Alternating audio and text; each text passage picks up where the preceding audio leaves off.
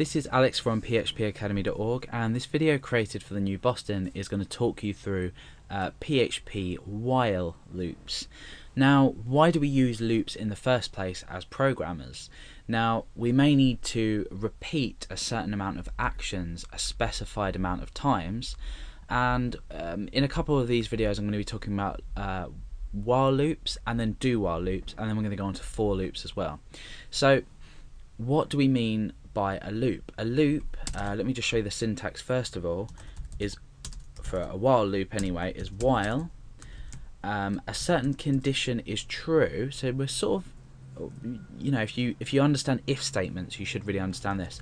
We're saying while something is true, do something in here. So for example, at the moment I'm going to say echo hello, and I'm going to break down a line. So while a certain condition is true, now if I was to just pop a 1 in here, it would be a pretty bad idea, because 1 is always going to be true, as we've discussed in previous videos. 0 is always going to be false. So we can run this one. If we refresh, that's fine, nothing's happened, the page hasn't crashed.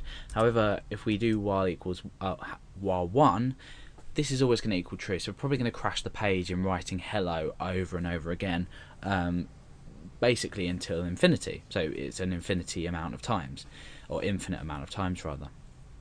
However, if we create a statement in here that allows at some point for it to evaluate to false, but while we want it to, it evaluates to true, we can sensibly echo this an amount of times. So let's say I want to echo hello 10 times.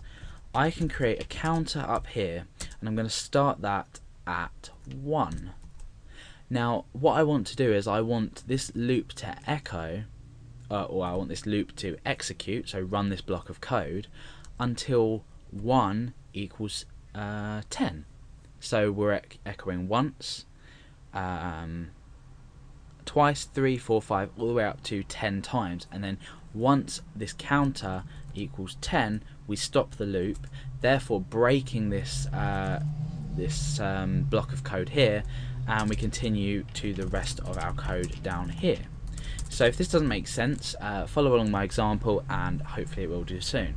So we'll get rid of the condition first of all, and what I want to do is I want to say counter plus plus. Remember, this is incrementing this value each time. So now we've, for the first time probably, you may have found a use for incrementing.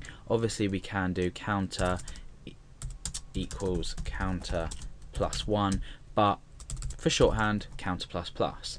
Now the condition will be when counter is or while counter is smaller than or equal to 10. So what we want to do is say while counter is smaller than or equal to 10. Okay, and this is basically saying if counter equals 1, run the loop. Now counter is going to equal 2 on this line, so counter will then equal 2, and then we'll run this again. It's still smaller than 10, so say hello, and now counter equals 3. So 3, this still is blah blah blah all the way up to 9. Now 9 is still smaller than 10. We echo hello, we increment the counter, it's 10. Now counter equals 10, so we run this, this will equal 11. So 11, now this condition is now rendered false. It evaluates to false, so we're not going to execute this code in here. So hopefully that is a way of making sense to it for you. We're going to reset this counter back to 1, and we're going to refresh the page and see what happens. So now you can see 1, 2, 3, 4, 5, 6, 7, 8, 9, 10 times we've echoed hello. And to prove this sort of counter method inside, I'm going to append the variable counter onto the start of this hello. So this will actually say 1 hello, and then it will say 2 hello, and it will say 3, because we're incrementing this value each time. So it's basic logic. So let's refresh the page and see how that's worked. There we are. So we've got 1, 2, 3, 4, 5, 6, 7, all the way up to 10, and you can now see just by that example that we're incrementing the value. So the while loop will always have a condition at the start of it that will need to be evaluated before we even begin to process the block.